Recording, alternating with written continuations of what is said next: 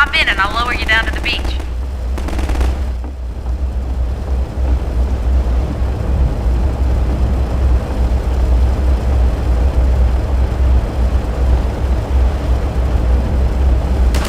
Good, here we go.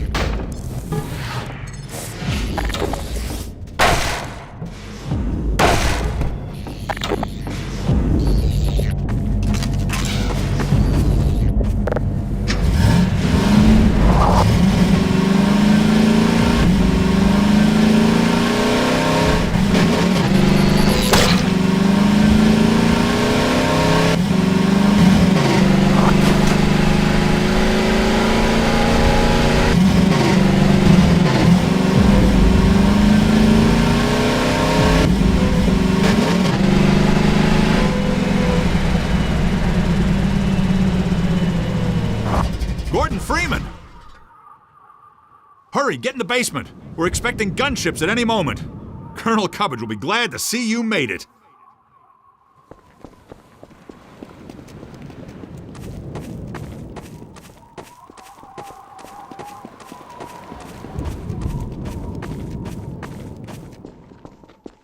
This steerable rocket launcher is our best bet for taking down a gunship. Ah, hello. I'll be right with you. Now, where was I? Ah, yes. Using the laser guide, you can steer your rocket past the gunship's defenses and prevent it from shooting down your rocket. This will only anger it at first, but if you can survive long enough to make several direct hits, you'll be rewarded with a prize worthy of any mantelpiece. Now, who's going to be the lucky one to carry it into combat? Ah, yes, Gordon Freeman. I couldn't have asked for a finer volunteer. Colonel Odessa Cubbage at your service. Gunship! Damn. Let me just send a warning to Lighthouse Point, and then I'll come right up and lend a hand. Go on. Teach that gunship a lesson it will never forget. Remember, use the launcher's laser guide to steer your rocket past the gunship's defenses.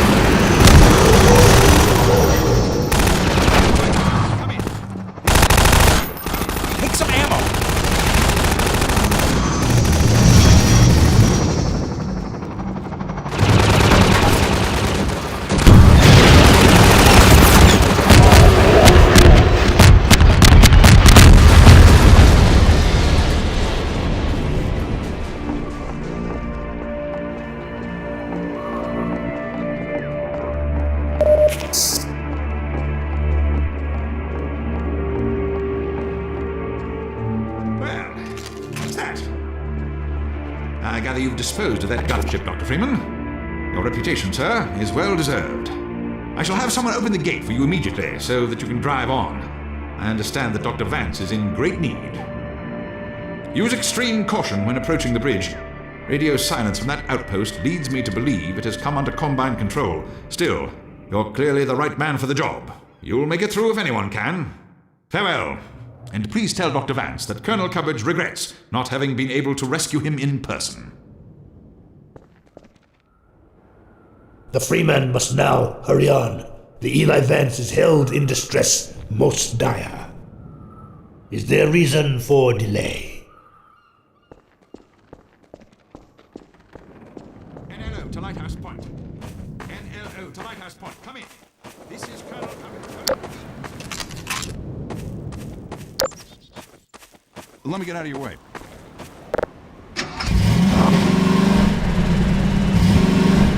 Drive safely.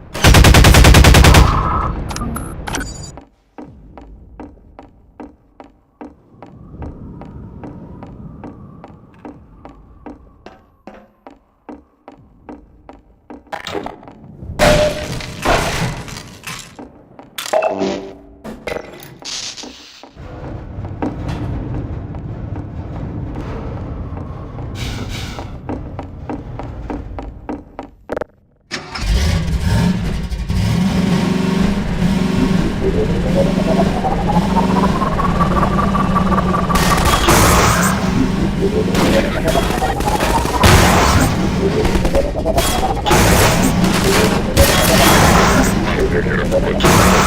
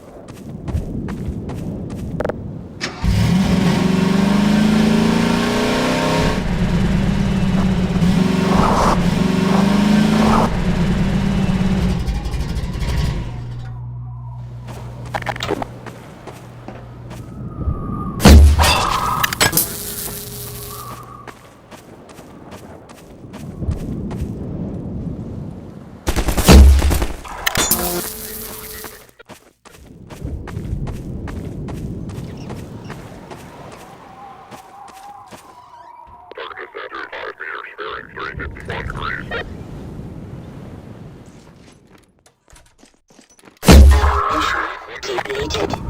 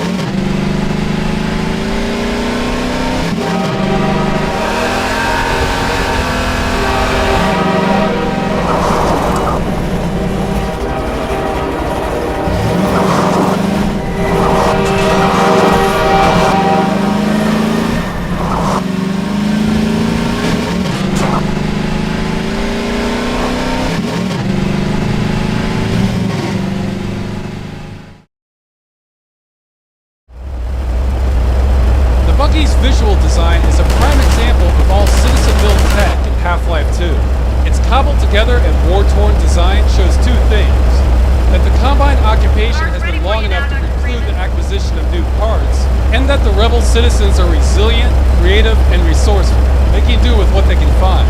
Using an object's visual design to add detail to the game's history is an unobtrusive way of adding depth to the fiction. Often, the more work one puts into inserting small, natural details, the more likely it is that these efforts will go unnoticed. This is an ironic truth about production, and is related to the concept of decreasing returns. One example are the seagulls during the highway chapters. Most players spot them flying around, but few have noticed that they will perch and defecate on the buggy while the player is exploring a structure along the coast, only to fly away upon the player's return.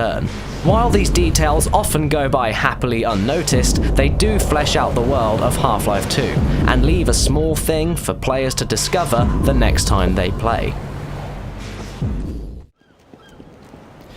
In Half-Life 1, Valve wanted to give the players freedom in creating their own identity, which is why the player was able to kill friendly NPCs along with their enemies. Originally, the player could do this in Half-Life 2 as well. However, this led to several problems. First of all, it limited the kind of storytelling Valve could accomplish. Secondly, Half-Life 2's more realistic look made the characters more sympathetic, and made killing them less fun. This also created a problem on the coast levels. In order to coax the player out of the buggy, an NPC would run into the road and grab the player's attention, only to be accidentally run over. When creating a realistic game, it is important that elements within the game's world appear as they do in the real world. Achieving a realistic look is often accomplished through the use of reference photos taken by the developers from various locations. When creating the coast for Half-Life 2, Valve took photos from aircraft carriers, shipbuilding yards, and Arctic research vessels. When creating a reference for the magnetic crane, Valve employee Laura DeBuque went to West Seattle to get photos for the crane's exterior, and used the cockpit of a bulldozer as the reference for the crane's interior. The Combine Gunship's unique gameplay actually came about from a mistake. The gunship was to aim at the player while the player fired rockets at the gunship. However, the gunship's AI decided that the rockets fired upon it were a more immediate threat, and targeted those more often than the player. This playtested so well that the gunship battles were reimagined into what they are today, a game of cat and mouse, with rockets. When undertaking a project as large as Half-Life 2, it's impossible to work on the entire game at once, and it's important to break it down into several smaller problems. Valve decided to tackle this by dividing the Half-Life 2 development team into smaller groups called cabals. Each cabal would consist of several people with differing talents: animators, level designers, and programmers. There were 4 cabals during Half-Life 2's development, 3 of which would work on the gameplay, and would each tackle a different section of the game, such as the coast, the prison, canals, etc. The 4th would work on the cinematic scenes, working alongside the gameplay cabals to tell the story of Half-Life 2. Here's a bit of car-related trivia. The sound for the buggy was created from a sound library, and is a recording of a 1968 Camaro with a racing engine and stainless steel exhaust pipes. In many ways, the Half-Life games are about the illusion of freedom. For example, scripted sequences replace cutscenes, but they don't actually allow the player to have any input, just as many seemingly open scenarios only have one true solution. Overall, the Half-Life games are linear, despite almost always giving the player complete control over Gordon. In order to allow players to believe they are in control and preserve this illusion, each map is filled with optional content. By adding in many side areas that the player may ignore or stumble upon, the world becomes more rich, immersive, and believable. This can be difficult, but the payoff is worth it. This kind of design is increasingly common in AAA action games, but Valve likes to have some fun with it, and the constant motif of trains can be seen as a subtle nod to how the player is going to spend the duration of the game on a predetermined path, whether they know it or not. Throughout the development of Half-Life 2, the wilderness outside of City 17 changed many times, more so than any other concept. It was, at one time, conceived as a dried seafloor with the last drops of the ocean being drained by a teleport, and at another, it was a vast scrapyard of junked military vehicles. The one theme that stuck from the wasteland's inception to its eventual evolution into the coast, however, is the presence of the City 17 Railroad. It connects the various locations and makes them cohesive, while helping to reassure the player that they are headed in the proper direction.